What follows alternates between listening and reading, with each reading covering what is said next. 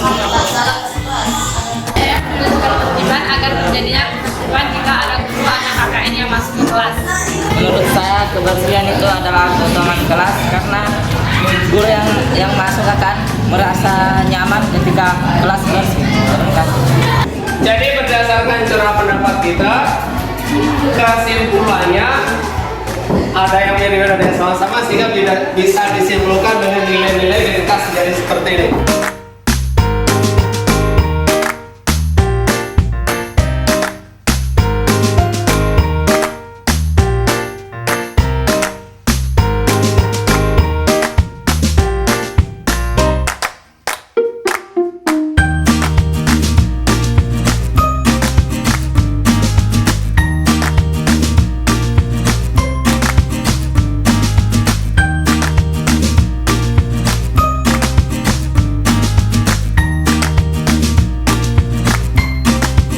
Warahmatullahi wabarakatuh. Waalaikumsalam warahmatullahi wabarakatuh. Pertama-tama kita patut bersyukur kepada Tuhan Yang Maha Kuasa sehingga kita pada siang hari ini diberikan kesempatan, kekuatan dan kesehatan untuk melaksanakan aktivitas kita sebagaimana sehari-hari. Sebenarnya makna kata merdeka itu seperti apa? Jadi sekarang seolah-olah bahwa terhadap kurikulum merdeka ini kita kembali lagi menggali nilai-nilai dari diri kita sendiri, bahwa konsep merdeka dan seterusnya itu kembali lagi digali dari konsep-konsep yang diutarakan oleh Bapak Ki Hajar Dewantara, termasuk kata merdeka itu sendiri. Yang mana kata merdeka itu sendiri menurut Bapak Ki Hajar Dewantara adalah merdeka itu artinya tidak hanya semata terlepas dari perintah. Jadi tidak hanya sebatas kita terbebas dari didikte oleh orang lain, tapi lebih daripada itu bahwa merdeka itu artinya adalah cakap untuk memerintah diri sendiri, untuk mengontrol, untuk memanage dirinya sendiri. Nah ini kemudian bagaimana kemerdekaan itu bisa dicapai? Kemerdekaan itu bisa dicapai adalah tentu dengan cara membangun namanya disiplin. Akan tetapi pemaknaan disiplin di sini juga lebih diperdalam lagi, bahwa disiplin itu tidak semata-mata bahwa ini harus A, ini harus B dan seterusnya. Tapi disiplin yang diharapkan dengan kurikulum merdeka ini adalah disiplin positif atau disiplin yang berasal intrinsik, berasal dari dalam diri siswa itu sendiri. Dengan disiplin positif ini sehingga yang terbangun di dalam kelas adalah budaya positif. Budaya positif adalah budaya yang mana motivasi untuk disiplin itu bukan berasal dari luar, tapi motivasi itu atau dorongan itu berasal secara intrinsik dari siswa itu sendiri. Untuk selanjutnya, coba kita sedikit main game dulu, coba. Kira-kira 2 orang ke depan. Saya mengundang 2 sukarelawan untuk masuk ke depan. Ya, jadi kita akan main game ini tentang perubahan paradigma tentang kegiatan kepalan tangan. Jadi misalnya begini. Sekarang Bapak Guru kepalkan tangan. Maksudnya juga begitu. Jadi begini. Ibaratnya ini di dalam kepala tangan ini ada sesuatu yang sangat berharga, sangat berharga. Kita juga sama. Di dalam kepala kita ada sangat yang berharga di sini. Sekarang coba kita dengan cara apapun boleh, dengan cara mengancam, dengan cara merayu, dengan cara menyogok, dengan cara apa supaya ini mau buka tangannya. Kita pun nanti juga sama. Bagaimana caranya supaya Pak Bos nanti mau membuka tangannya menunjukkan apa isi tangannya. Boleh dicoba. Sekarang silakan Pak Bos nanti. Rayu, kita biar kita merayu ini. Dia kita merayu. Banyak perempuan.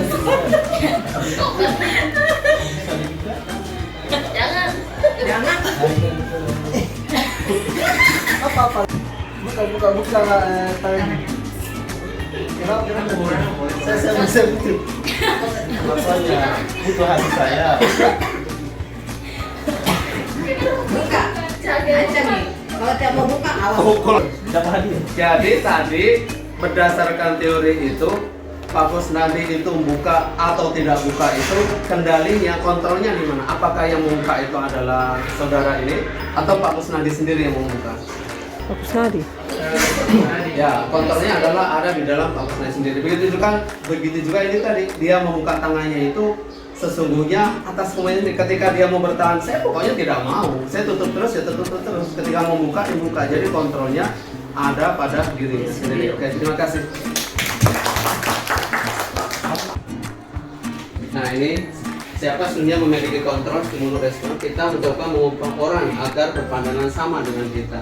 Dan kontrolnya kita berusaha memahami pandangan orang lain tentang dunia. Orang lain bisa mengontrol saya, hanya Anda yang bisa mengontrol diri Anda. Jadi sesungguhnya ini teori stimulus respon, sementara teori kontrol berkata bahwa hanya diri kita masing-masing yang mengontrol apa yang kita lakukan diri kita sendiri ya. Nah, 5 posisi kontrol itu ada yang sebagai seorang guru itu mengambil posisi sebagai penghukum. Jadi ketika siswa itu tidak taat sama peraturan istilahnya maka dihukum, atau membuat rasa bersalah. Jadi kita menggunakan retorika bahasa kita sehingga bagaimana siswa itu merasa bersalah sehingga dia nanti kembali menjadi baik, atau kita seolah-olah memposisikan diri kita seorang guru sebagai teman sehingga kita mengubah bagaimana supaya siswa itu merasa tidak enak dengan kita sehingga dia berusaha untuk baik.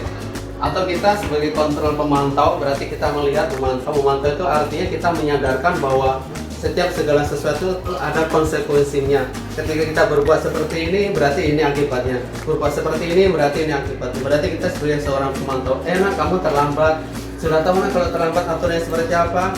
Ini tertera begini, ditata tertib. Nah itu berarti sebagai seorang pemantau. Akan tetapi yang paling ideal adalah sebagai seorang manajer. Bagaimana itu seorang manajer? Jadi untuk menegakkan disiplin dengan model disiplin positif ini adalah sebenarnya kita tidak lagi menggunakan hukuman, karena sesungguhnya hukuman dan penghargaan itu menyandra daripada kemerdekaan siswa itu sendiri. Artinya seperti ini, ketika misalnya kita menghukum siswa, itu berarti dia menjadi baik itu bukan karena motivasi dari dalam dirinya sendiri, sehingga ketika kita tidak ada kemungkinan dia akan kembali lagi seperti semula.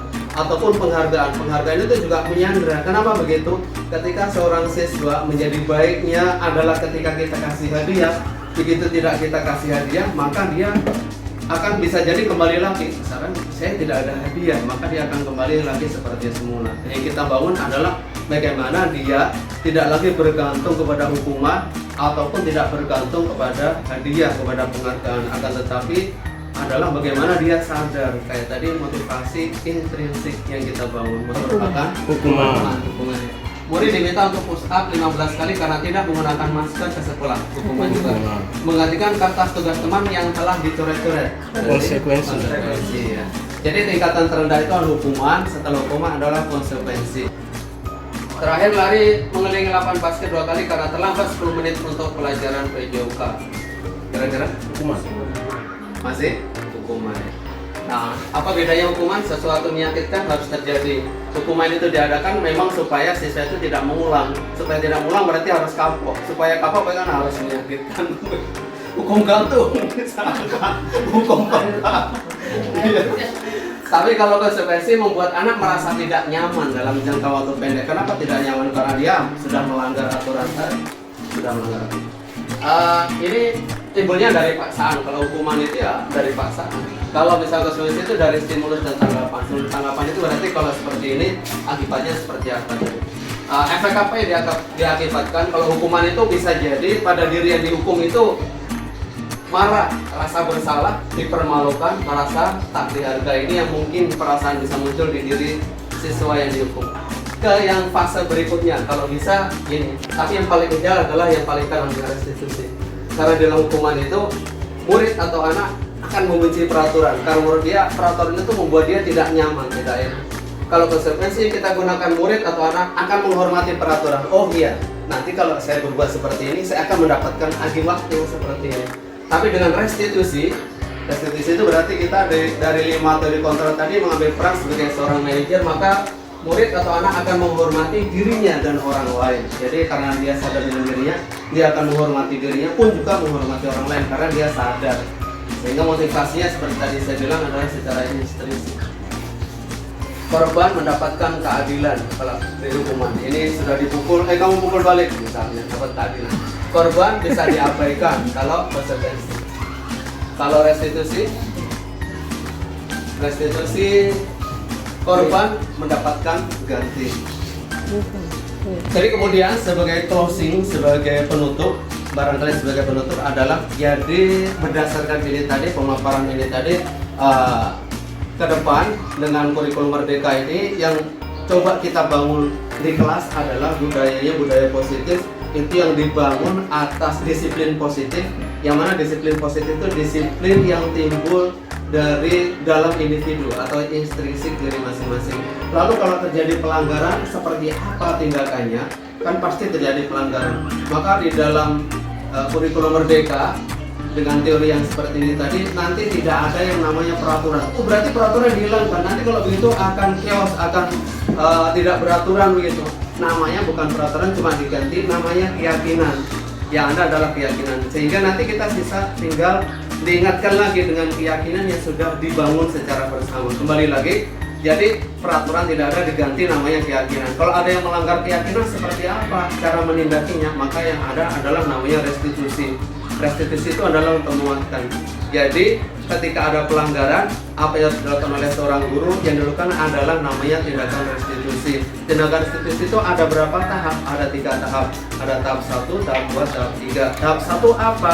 Tahap 1 itu menstabilkan. Menstabilkan seperti ini. Ketika ada siswa yang melanggar, kita panggil, langsung kita persalahkan, maka yang ada namanya mental block. Artinya dia akan menolak apapun yang datang dari kita. Dia akan menutup diri, dia tidak akan membuka diri. Nah, itu diatasi dengan tadi stabilize, menstabilkan emosinya dulu. Langkah yang pertama. Langkah yang kedua, lalu memfasilitasi kesalahan. Setelah siswa dinyamankan emosinya, lalu langkah yang kedua namanya validasi tindakan yang salah. Validasi tindakan yang salah itu ya mulai kita tanyakan yang seperti itu seperti apa dan seterusnya. Nah, yang ketiga, langkah yang ketiga adalah namanya menanyakan keyakinan-keyakinannya. Jadi misalnya ada yang salah, kita panggil begitu. Misalnya ada yang berkelahi, misalnya ada yang mengebut namanya, ketika kita panggil restitusinya seperti apa, begitu kita panggil bagaimana kabar kita, seperti apa yang sudah terjadi. Ketika menjawab, saya jengkel sama si itu teman saya Pak, sehingga saya pukul misalnya, atau saya memang iseng mengganggu itu Pak. Jadi lalu kita katakan bahwa memang ternyata iseng itu seru ya misalnya. Oh, saya Pak Guru dulu waktu menjadi siswa juga pernah iseng juga seperti itu mengganggu teman.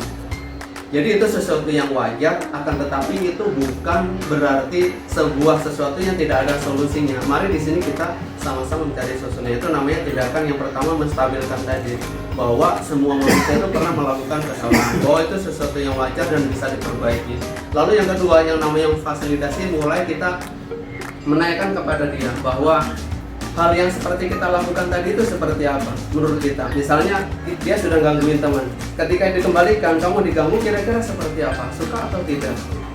Kemudian dibilang juga bahwa mencari kesenangan kan banyak cara.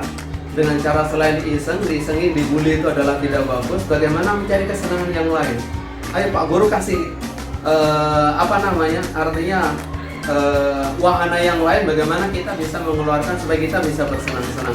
Bersenang-senang kan banyak hal. Kalau memang dengan cara yang seperti tadi ngerjain teman, kita mungkin bisa membuatnya dalam bentuk drama misalnya, sehingga kita acting dan seterusnya. Jadi mengeluarkan, jadi keinginan anak itu tercapai, karena setiap apa yang anak lakukan itu sebenarnya ada dorongannya, ada tujuannya. Ketika anak melanggar, ketika anak berkelahi, ketika anak itu suka bolos, ketika anak itu suka datang terlambat, sesungguhnya di belakang daripada itu pasti ada alasannya, pasti ada kebutuhan yang sementara dia sedang penuhi. Ketika dia bete, karena dia gangguin teman, berarti ada kebutuhan yang dia ingin penuhi. Kebutuhan apa? Having fun, bersenang-senang. Ketika misalnya dia datang terlambat, kenapa datang terlambat? Karena ternyata dia harus membantu orang tuanya. Karena kalau tidak membantu orang tuanya, tidak dikasih uang saku, berarti ada kebutuhan yang sementara dia sedang perjuangkan supaya dia bisa mendapatkan sesuatu. Nah, ada 5 teori kebutuhan. Nah, setelah itu baru kita menanyakan keyakinan. Keyakinan itu, apakah kalau kita sehari-hari melanggar seperti ini, apakah kita tidak ada keinginan untuk menjadi orang yang baik? Apakah kita kalau setiap hari melanggar seperti ini nanti akan menjadi orang yang sukses? Apakah tidak mau menjadi orang yang sukses? Sehingga kembali lagi dia menimbang diri sendiri sampai kita bawa kepada sadar bahwa apa yang sudah dia lakukan salah. Kalau sudah ngerti, baru kita tanya. Jadi kalau sudah seperti ini, menurut kita, menurut siswa, apa yang harus kita lakukan? Nah, sehingga solusi itu sebenarnya bukan semata keluar dari kita bahkan, tapi keluar dari diri anak itu sendiri. Kita sebagai guru hanya menuntun dan memandu, sehingga selepas dari usia sekolah nanti, harapan dari kulum ini selepas dari sekolah nanti harapan dari kurikulum ini siswa itu bisa mandiri, dia sudah bisa merestitusi dirinya sendiri tanpa didahului oleh Bapak Ibu. Nah, demikian bisa saya sampaikan. Terima kasih atas perhatiannya dan kerjasamanya. Akhir kata, mohon maaf yang sebesar-besarnya atas segala kesalahan dan kekurangan. Akhir kata, wassalamualaikum warahmatullahi wabarakatuh. Waalaikumsalam warahmatullahi wabarakatuh.